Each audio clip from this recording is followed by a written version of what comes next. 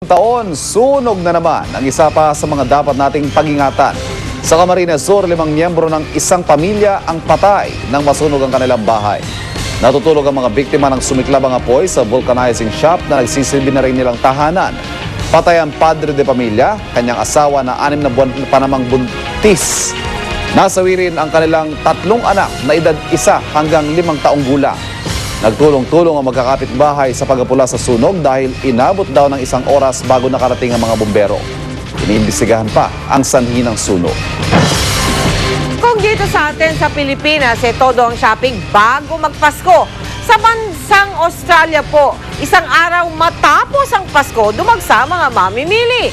Daan-daan na naghintay sa pagbubukas ng department store para sa taunang post-Christmas sale o mas kilala bilang Boxing Day sales.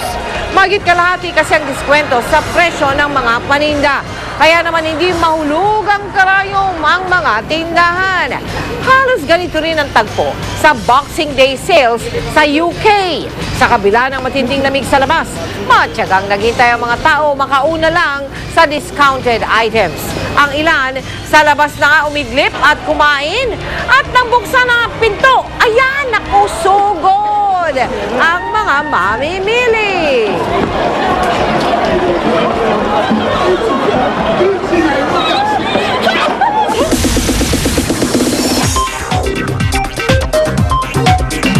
Bukod sa patalbugan sa Takilya, inabangan din ang pasiklaban ng mga bituin sa red carpet sa awards night ng Metro Manila Film Festival. Yan ang chika ni Nelson Canlas. Naging maningning ang gabi ng parangal ng 36th Metro Manila Film Festival kagabi. Nagpasiklaban ng mga artista sa red carpet suot ang kanilang mga magarbong gown. Simple ang teenage get-up ni Bea Binene. Samantalang dalagang-dalaga naman ang dating ni Barbie Forteza. Dumutang ang kaseksihan ni Sam Pinto sa kanyang kasuotan. I designed it. Proud namang inirampa ni Zyrene Parsad ang kanyang bided Oscar Peralta terno.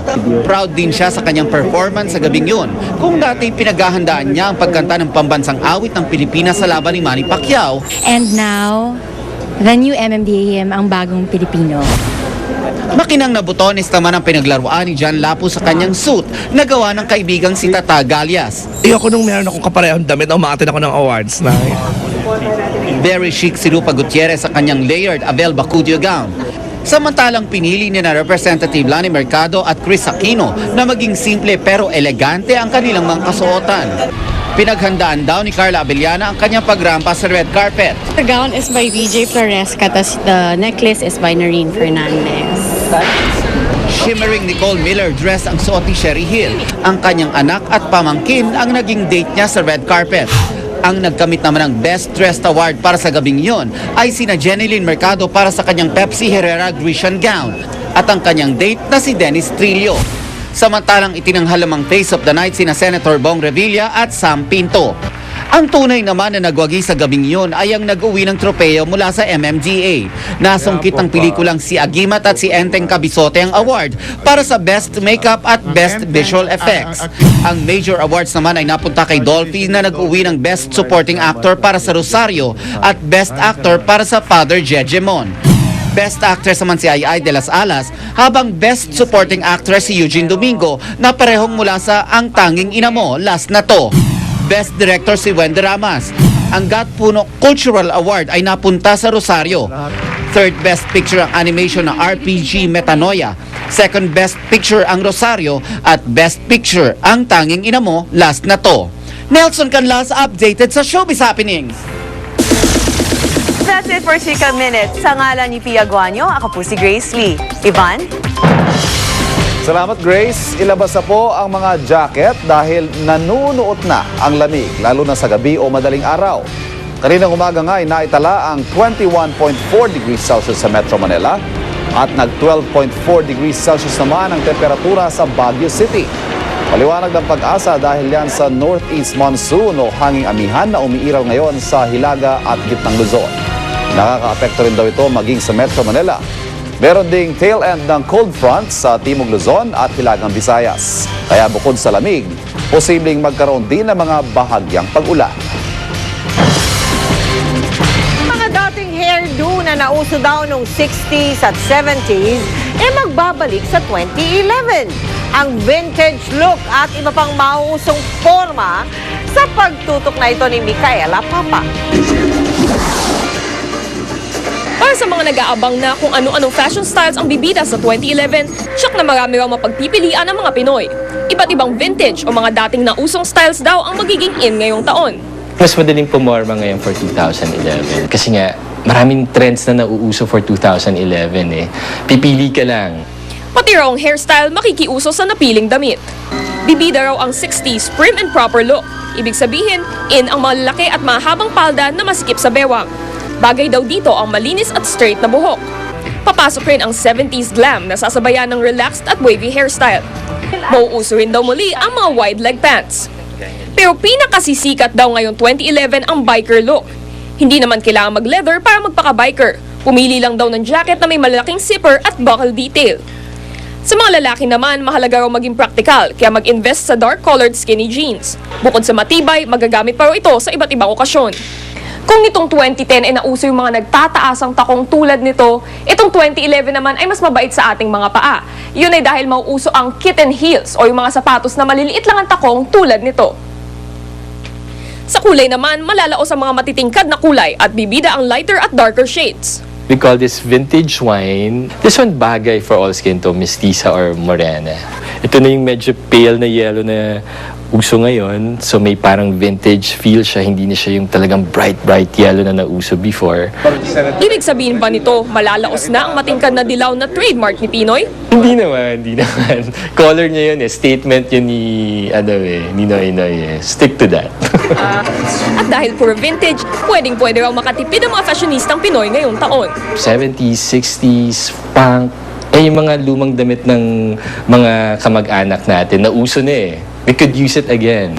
Micaela Papa, nakatutok, 24 oras. Eto pa, isa. Para daw maiba ang inyong pinapapak. Bakit hindi ninyo subukan ang iba't ibang pagkaing Pinoy na hinaluan ng malunggay? Masarap na, masustansya pa. Yan ang tinutukan ni Mari Zumali. Otak, puto seko, cornic, kropek at banana chips. Ilan lang yan sa mga kutkutin ngayon na ginawang masustansya dahil hinaluan ang mga ito ng malunggay.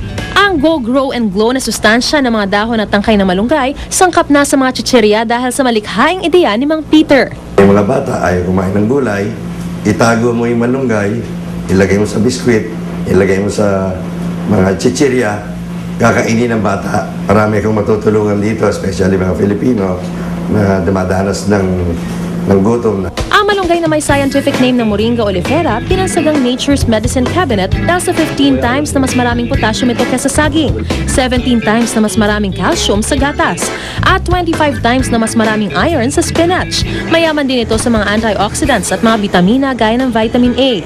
Gayunpaman, hindi pa rin daw ito masyadong nabibigyang pansin. Kasi nung araw alam natin, pag buntis o nanganak, pakainin mo ng malunggay, dadaming gatas. Yan lang alam ng Pilipino. Pero yun pala, napakaraming benefits.